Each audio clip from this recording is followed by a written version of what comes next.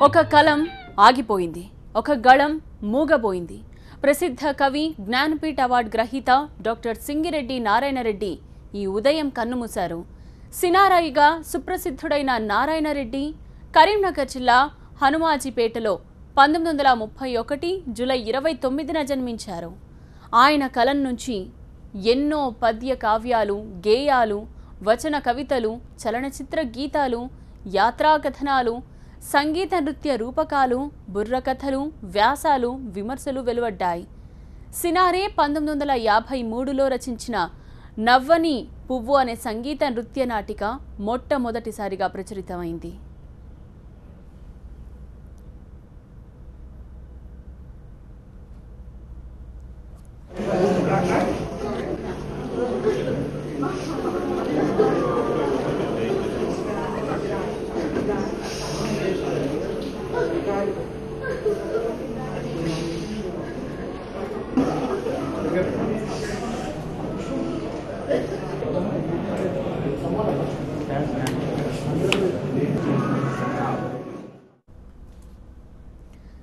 సినారే చిన్నతనం నుంచే రచనలు చేశారు.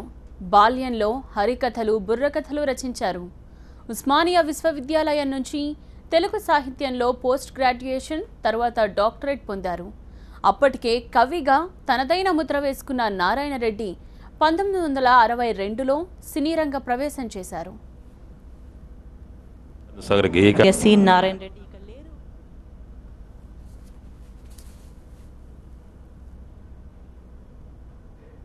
చిత్ర పరిశ్రమనే కాదు, తెలుగు సాహిత్య పరిశ్రమను మొత్తాన్ని కుదిపేసినటువంటి వార్త.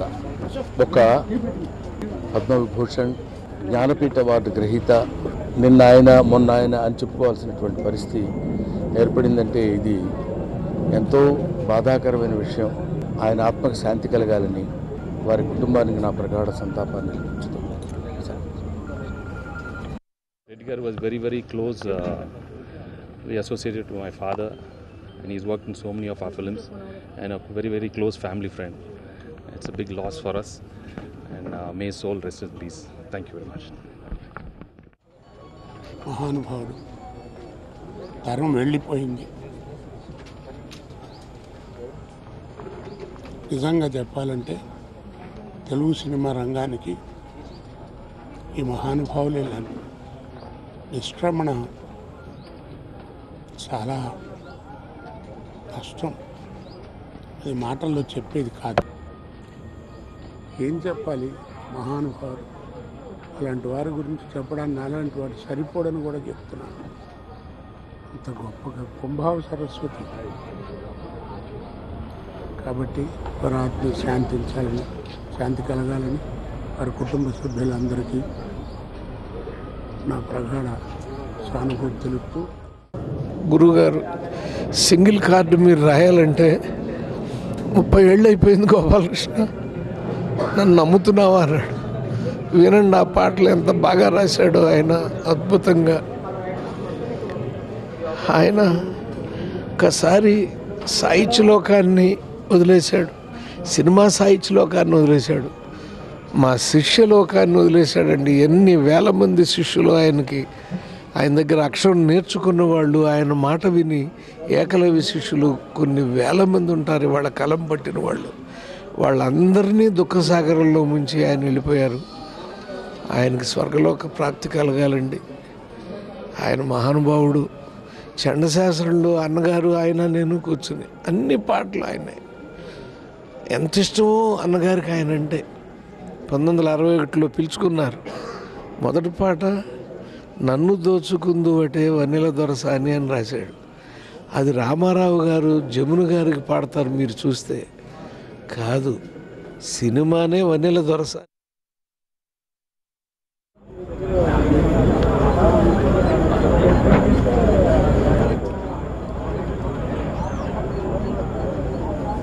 జ్ఞానపీఠ అవార్డు గ్రహీత గురుదేవులు పద్మభూషణ్ డాక్టర్ సి నారాయణ రెడ్డి గారితో ఎన్నో అనుభూతులు ఉన్నాయి.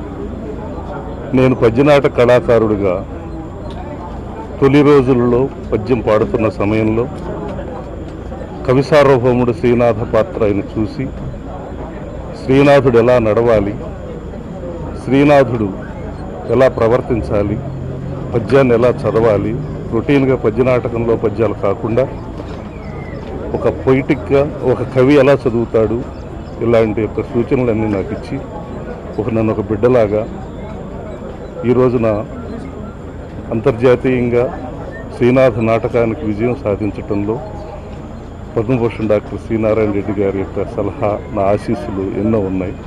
అంతేకాకుండా ఆయన శ్రీనాథ కృష్ణ అని నాకు ఒక టైటిల్ని ఇచ్చారు. వారికి జీవితాంతం రుణపడి ఉంటాను. ఆయన పద్మభూషణ్ అవార్డు వచ్చినప్పుడు ఢిల్లీలో ఆయనతో పాటు నేను ఉన్నాను. ఈ జ్ఞాపకాలన్నీ కూడా నాకు ఎంతో గుర్తుకు వస్తాయి. అటువంటి మహానుభావుడు లేడు అనేటువంటి మాటను భరించలేకపోతున్నాం. వారి ఆత్మకు శాంతి కలగాలని మా నాటక రంగం తరపు నుంచి ఆ భగవంతుని కోరుకుంటూ ఆ కుటుంబానికి సానుభూతి తెలియజేస్తున్నాం. అందరికి నమస్కారం. ఫిల్మ్ ఇండస్ట్రీ ఒక మంచి కవిని ఈరోజు కోల్పోయింది. ఆయన 1931లో హనుమాజిపేట అనే గ్రామం సిరిసిల్ల జిల్లాలో పుట్టి నవ్వే పువ్వు అనే సినిమాతో ఫిల్మ్ ఇండస్ట్రీకి ఎంటర్ అయ్యి దాదాపు 3000 పైచిలకు పాటలు రాసి ఇండస్ట్రీలో ఒక మంచి స్థానాన్ని స్థిరపరచుకున్న సి నారాయణ రెడ్డి గారు లేకపోవడం ఇండస్ట్రీకి చాలా లోటుగా భావిస్తూ ఉన్నాను. ఎలాంటి వ్యక్తి మృతి చెందడం, మొన్ననే దాసరి గారు, ఆ తర్వాత వీరు మృతి చెందడం ఈ ఇండస్ట్రీకి తీరని లోటు. వారి ఆత్మ శాంతించాలని వారి కుటుంబానికి నా ప్రగాఢ సానుభూతి తెలియజేస్తా ఉన్నాను. అలాగే తెలంగాణ ఫిలిం ఛాంబర్ ద్వారా తెలంగాణలో ఉన్న ఒక మంచి కవి పోవడం దురదృష్టకరం. వారి ఆత్మకు శాంతి చేకూరాలని మనస్ఫూర్తిగా కోరుకుంటున్నాను. Thank you.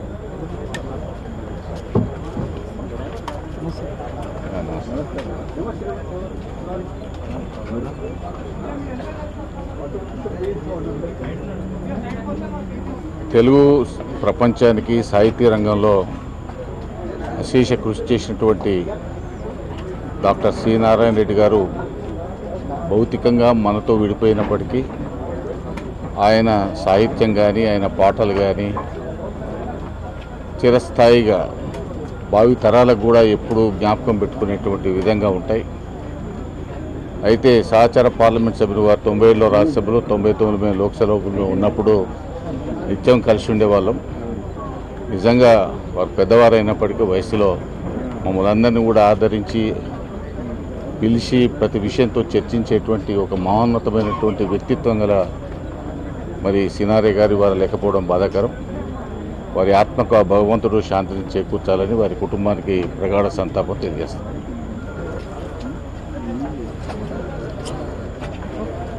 మా గురువు గారు డాక్టర్ సి నారాయణ రెడ్డి గారికి ఆకృతి సంస్థ పక్షాన శ్రద్ధాంజలి ఘటిస్తున్నాను. గత 30 సంవత్సరాలుగా నాకు ఆయనతో అనుబంధం. ఆర్ట్స్ కాలేజీలో ఎంఏ చేస్తున్నప్పుడు ఆయన మాకు ప్రొఫెసర్గా ఉండేవారు. ఆ తర్వాత ఆకృతిని స్థాపించిన తర్వాత ఆయన ఎంతగానో ఆత్మీయులైపోయారు. ఈ ప్రపంచంలో ఆయనకున్నంతమంది శిష్యులు మరెవరికి లేరు. ప్రపంచమంతటా ఆయనకు శిష్యులు ఉన్నారు. అట్లాంటి మహానుభావుణ్ణి ఈ జాతి, తెలుగు జాతి పోగొట్టుకుంది అంటే అది ఎప్పటికీ తీరని లోటుగానే ఉండిపోతుంది. వారికి ప్రగాఢ సానుభూతి ఆకృతి పక్షాన ప్రకటిస్తున్నారు.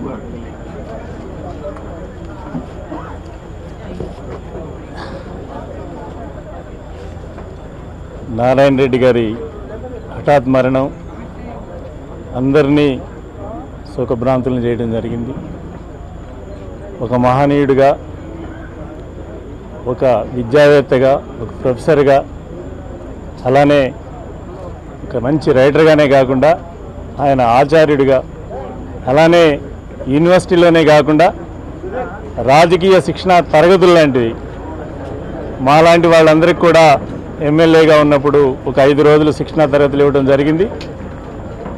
అందులో తెలుగుదేశం పార్టీకి అనుబంధం ఎన్టీ రామారావుకి కాకుండా తెలుగుదేశంలో నాయకత్వంలో ఉన్న చాలామందికి అనుబంధాన్ని కలిగించే స్థాయిలో ఆయన ఉన్నారు. మా అందరికి కూడా ప్రభావితం చేసి ఈరోజు కూడా మేము ఎలా మాట్లాడాలి, ఏ విధంగా పబ్లిక్ మీటింగ్ని ఫేస్ చేయాలి, ఏ విధమైనటువంటి భాష, ఏ విధమైనటువంటి పదాలు వాడాలనేటువంటి దాంట్లో కూడా మా అందరికీ తర్ఫీదు ఇచ్చినటువంటి మహనీయుడిగా, ఆచార్యుడిగా మా అందరి మనసుల్లోనూ అలాగే ఆయన చిరస్థాయిగా ఉంటారని, ప్రత్యేకించి ఆయన లేని లోటు తీరుదని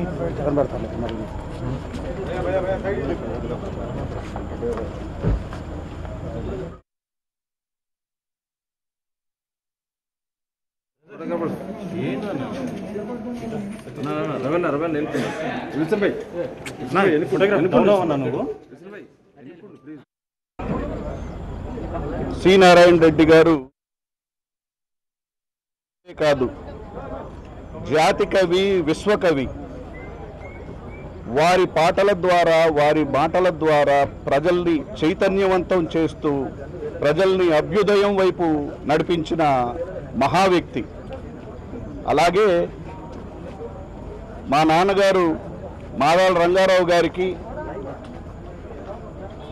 వారితో 40 ఏళ్ల పరిచయం.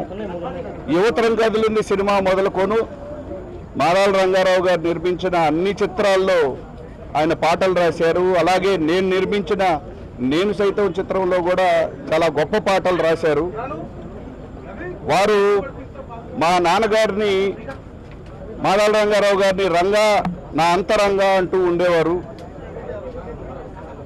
కమ్యూనిస్టులకు, అభ్యుదయవాదులకు వారి రచనల ద్వారా ఒక గొప్ప మాట చెప్పారు.